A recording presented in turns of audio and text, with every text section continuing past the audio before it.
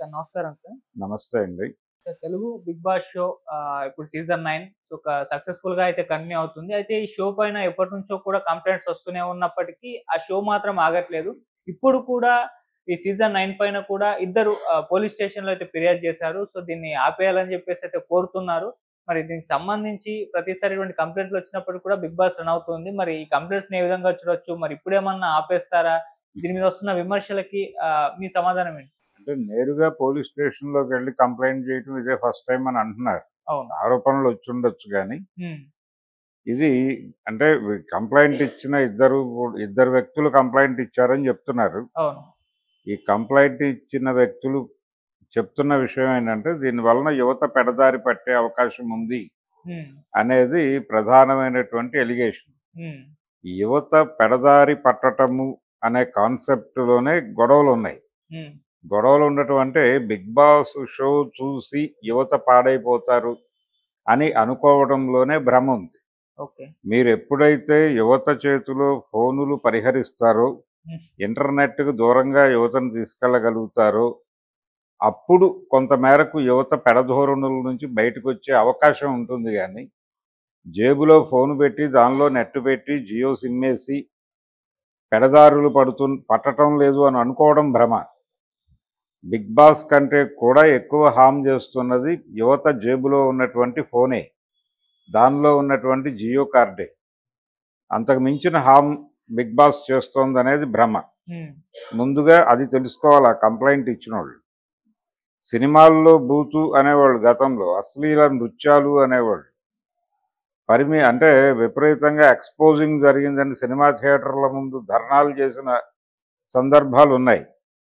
అశ్లీలత ప్రతిఘటనా వేదిక అనే పేరుతో ఈదర గోపీచంద్ అనేటువంటి ఒక గాంధేయవాది ఆ రోజుల్లో ఇలాంటి కార్యక్రమాలన్నీ టేకప్ చేసేవాడు ఆయన. అయితే ఇప్పటి పరిస్థితి ఏమిటి? ఇప్పుడు అశ్లీలం అనేది మీ జేబుల్లోకి వచ్చేసింది. జేబుల్లో కంటే హృదయాల్లోకి వచ్చింది ఒక రకంగా. జేబు ఎక్కడుంటుందో అక్కడే హృదయం ఉంటుంది కాబట్టి హ్మ్. హృదయ బూతుగా మారిపోయింది. అంటే ఎవరు ఏది చూడదలుచుకుంటే అది చూడటానికి, అది కన్జ్యూమ్ చేసుకోవటానికి ఒక అవకాశం కల్పిస్తూ మీ ఫోన్లో ఇంటర్నెట్ పెట్టి అందులో ఈ మీడియా ప్లేయర్లు ఇవన్నీ ఇన్స్టాల్ చేసి మీకు ఫోన్ ఇస్తున్నారు వారు. ఇస్తున్నప్పుడు మీరు మీకు తోచిన వీడియో దానిలో చూసుకొని ఆనందం చేసేటువంటి అవకాశం దొరికింది. అంటే కామన్ ఏరియాలో బూత్ కాస్త వ్యక్తిగత బూత్‌గా మారింది. కామన్ ఏరియా బూత్ ఉన్నప్పుడు గొడవలు చేస్తే పనయ్యేది. ఆ సినిమాలో ఆ హీరోయిన్ దారుణంగా ఎక్స్‌పోజ్ చేసింది. అది కరెక్ట్ కాదు. ఆ సీన్‌లు కట్ చేయిస్తే మనం గొడవ చేసి యువత కొంత బాగుపడుతుంది అనుకోవడానికి అవకాశం ఉండేది ఆ రోజుల్లో. కామన్ ఎంటర్‌టైన్‌మెంట్ ప్లాట్‌ఫార్మ్ ఉన్న రోజుల్లో. ఇప్పుడు కామన్ ఎంటర్‌టైన్‌మెంట్ ప్లాట్‌ఫార్మ్స్ అనేవి రద్దయిపోతున్నాయి. ఆ క్రమంలోనే సినిమా హాళ్ళు పోతున్నాయి. సినిమా హాళ్ళకి జనాలు వెళ్ళటం లేదు. అలాగే సినిమా హాళ్ళకి జనాలు వెళ్ళకపోవడానికి అనేక కారణాల్లో కామన్ ఏరియా చచ్చిపోవడం కారణం. అది కీలకం. ఇళ్లల్లో డ్రాయింగ్ రూములు చచ్చిపోయినాయి. ఇళ్లల్లో డ్రాయింగ్ రూములు అనే పేరుతో పెద్ద పెద్ద సోఫాలేసి అవి రోజు పని మనుషులతో దురిపించుకోవడం తప్ప అందులో కూర్చునేవాడు ఎవడు ఉండటం లేదు ఇదివరకట్లాగా. అలాగే డ్రాయింగ్ రూమ్‌లో ఒక పెద్ద టీవీ పెడుతున్నారు గానీ, ఆ టీవీ ఆన్ చేసిన పాపాన ఎప్పుడూ పోవడం లేదు చాలా ఇళ్లల్లో. హ్మ్. ఎప్పుడైనా ఎవరూ లేని సందర్భంలో ఆ ఇల్లాలు ఖాళీగా ఉంటే ఏదైనా సీరియల్ చూడటానికి ఆన్ చేస్తోందేమో తప్ప, అందరూ కలిసి కూర్చుని ఏదో పిచ్చాపాటి మాట్లాడుకుంటూ మధ్యలో టీవీ చూస్తూ ఒకసారి రిమోట్ ఇవ్వని న్యూస్ చూస్తాను అని అడిగేటువంటి తండ్రులు, లేదు సీరియల్ పెట్టండి అని గదమాయించే తల్లులు, అలాగే ఇవన్నీ కాదు మేము పోగో చూస్తామనే పిల్లలు, ఇలాంటి ఒక గందరగోళపు డ్రాయింగ్ రూమ్స్ ఉండేవి ఇదివరకు కళకళలాడుతూ. ఇప్పుడు అవి చచ్చిపోయినాయి. చచ్చిపోయి ఏం చూస్తున్నావు నువ్వు సీరియల్ చూస్తున్నావా? సర్లే నేను నా ఫోన్లో బెడ్రూమ్లోకి వెళ్ళిపోయి నేను చూడాల్సింది చూస్తాను అని వెళ్ళిపోతున్నారు ఎవరికాళ్ళు. హ్మ్. ఎవరి బెడ్రూమ్లో కాళ్ళు. 6 బెడ్రూము 7 బెడ్రూము ఇళ్ళు వస్తున్నాయి. అవును. బెడ్రూముల సంఖ్య పెరుగుతోందంటే ప్రతి మనిషిని వాడి కంపార్ట్మెంట్లోకి ఆడ నెట్టేస్తున్నారని అర్థం. కాబట్టి సోషియాలజీ స్టూడెంట్స్ అనేవాడు చదవాల్సింది ఇది ప్రపంచాన్ని. ఈ కొత్త ప్రపంచాన్ని చదవటం కానీ మాట్లాడటం కానీ ఎవరు చేయట్లా. ఇదొక దౌర్భాగ్యం. ఇలా అయిపోయిన ఇలా అయిపోవటం సమాజం మీద యుద్ధం చేస్తే మంచిది. పోలీస్ స్టేషన్కి వెళ్ళి బిగ్ బాస్ మీద కంప్లైంట్ ఇచ్చేసి నేను సమాజాన్ని ఉద్ధరించేశాను అని చెప్పేసి ఇంటికి వెళ్ళి ఆనందంగా భోంచేసి పడుకుంటే కుదరదు.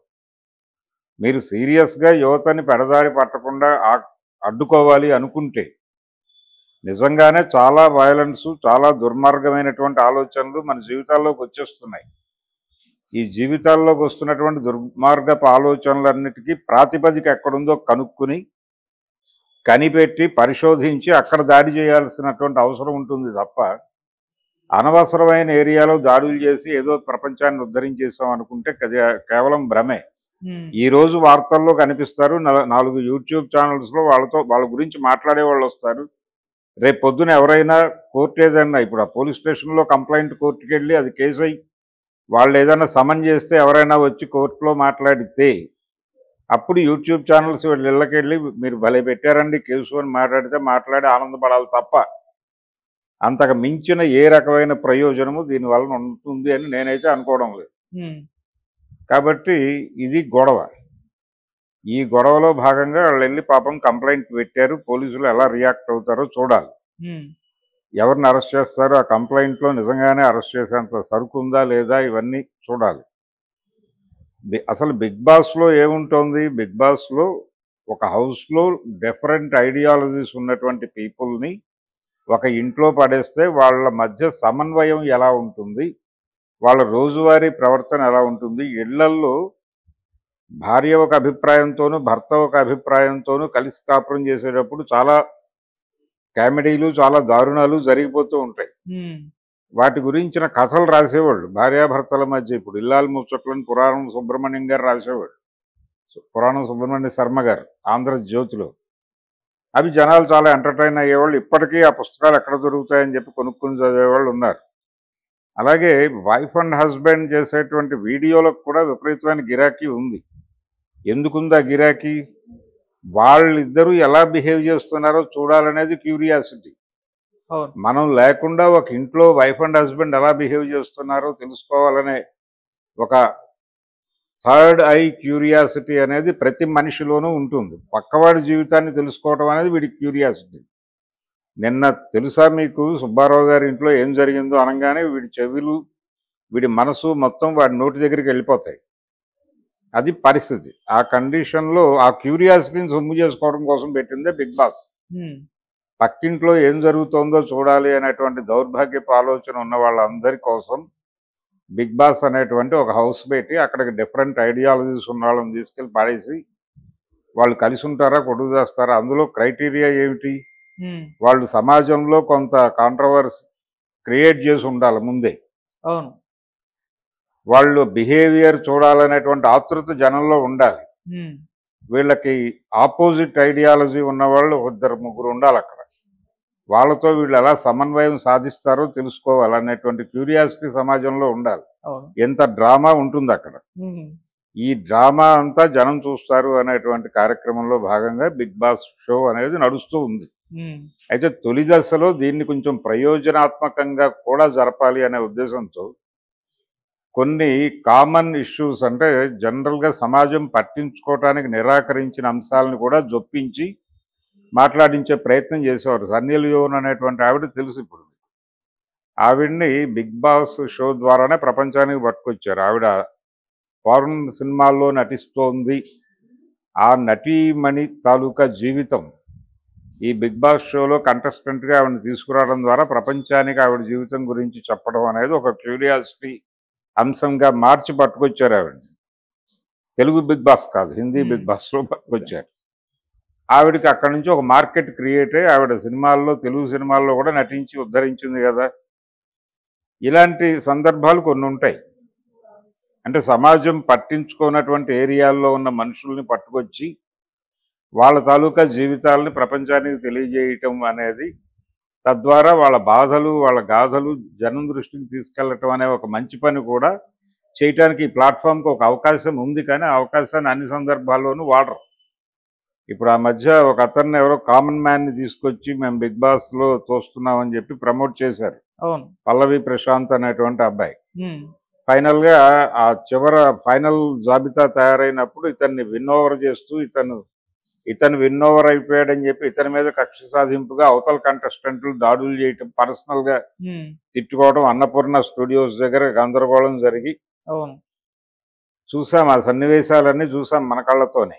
ఉమ్, కాబట్టి బిగ్ బాస్ షోకి వెళ్ళటానికి సంబంధించి బిగ్ బాస్కి వెళ్తే వాళ్ళు ఏదో డబ్బులు ఇస్తారు.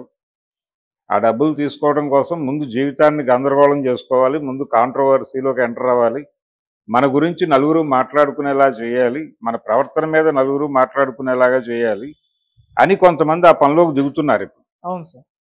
టార్గెట్ బిగ్ బాసే. ఉమ్, అందుకోసం విపరీత ధోరణులతో ప్రవర్తించడం, ఈ విపరీత ధోరణుల గురించి ప్రపంచం మాట్లాడుకునేలా చేయటం, ఈ క్రైటీరియా ఇక్కడ సర్టిఫై అయిపోతే సోషల్ మీడియాలో సర్టిఫికెట్ పొంది ఆ సర్టిఫికెట్ అక్కడికి పంపించి బిగ్ బాస్ హౌస్లోకి వెళ్ళి ఉమ్, అక్కడ కొంత గందరగోళం చేసి తద్వారా సినిమాల్లోకి వెళ్ళి ఆ తర్వాత ముఖ్యమంత్రి అయిపోవాలనే ఆలోచనలు చాలామంది ఉన్నారు ప్రపంచంలో. కాబట్టి ఇదొక ప్రోగ్రాం జరుగుతూ ఉంటుంది. అయితే టోటల్గా బిగ్ బాస్ అనేది మన జీవితాలకు miniature. Bigg Boss watching us అనేది ఒక కాన్సెప్ట్ ఉంది. ఎవడో మన జీవితాలన్నింటినీ తొంగి చూస్తున్న మాట వాస్తవం. ఉమ్, దానికి నమూనాగా దీన్ని రూపొందించారు ఈ బిగ్ బాస్ షో అనేది. రేపు పొద్దున మన జీవితాల్లో ఎవడో తొంగి చూస్తున్నాడు. బాత్రూంలో కూడా సేఫ్టీ లేదు. కెమెరాలు పెట్టక్కర్లేదు. కెమెరాలు లేకుండా కూడా బాత్రూంలో ఏం జరుగుతుందో చూడటానికి అవకాశాలు వచ్చేసినాయి టెక్నాలజీ. కాబట్టి ఇంత టెక్నాలజీ వచ్చేసిన తర్వాత ఏదైనా విని కంగారు పడకుండా ఉండటానికి బిగ్ బాస్ లాంటి షోస్ చూపిస్తున్నారు మనం. ఇలా దీనిలో చాలా వేరియస్ యాంగిల్స్ ఉన్నాయి బిగ్ బాస్ షో చుట్టూ. అందులో ఉపయోగపడే అంశాలు ఏవో పట్టుకుని గొడవ చేయొచ్చు బయట. కానీ ఇదేదో యువతని పెడదారి పట్టిస్తోందంటే అక్కడ ఉండేటువంటి కంటెస్టెంట్ల మధ్య జరిగేటువంటి సన్నివేశాలు. అతను ఎవరో అయి ఉంటాడు, అతను ఒక భర్త అయి ఉంటాడు, అతని భార్య బయట ఉంటుంది, ఉమ్, అతను బిగ్ బాస్ హౌస్లో ఉంటాడు, ఇంకొక మహిళామణి ఉంటుంది, ఆవిడ భర్త బయట ఉంటాడు, ఆవిడ లోపల ఉంటుంది. ఉమ్, ఈ పెళ్ళైనటువంటి భర్త గారు, ఈ పెళ్ళైనటువంటి భార్య గారు, ఆవిడ భర్త లేకుండాను ఈయన భార్య లేకుండాను ఆ హౌస్లో ఉంటారు. ఉన్నప్పుడు వాళ్ళ మధ్య కొన్ని సన్నివేశాలు మనకు చూపిస్తారు తెర మీద. ఇది దారుణము, ఇది చూసి యువత పెడదారి పడుతుంది అనేది వీళ్ళ ఆవేదన అయితే కావచ్చు. కానీ ఇలాంటివి ఆవేదన పడాల్సినటువంటి సందర్భాలుగా అనుకోవడమే దౌర్భాగ్యం. ఇంతకని మించి దీనికి 1000 రెట్లు దారుణాలు జరుగుతున్నాయి మన జీవితంలో. పట్టించుకుంటే దాన్ని పట్టించుకోండి. అది మానేసి అనవసరమైనటువంటి యుద్ధాలు ఎందుకు, గాలిలో కత్తి తిప్పడం అంటారు. ఇది గాలిలో కత్తి తిప్పినటువంటి కేసు ఇది. అందుకని ఇలాంటి కేసుల గురించి పట్టించుకోవడం అనవసరం. ఇదేదో ఎండ్కెళ్ళి బిగ్ బాస్ షో ఆపేస్తుంది, ఆ రేంజ్కి ఎడుతుంది అని అనుకోవడం కూడా ఇంకో భ్రమ. Okay sir. కాబట్టి ఆ భ్రమల్లోకి వెళ్లకుండా ఉండటానికి ఎన్ని జాగ్రత్తలు తీసుకోవాలో అన్ని జాగ్రత్తలు తీసుకోవడం అవసరం. Right sir. Thank you so much. Thank you.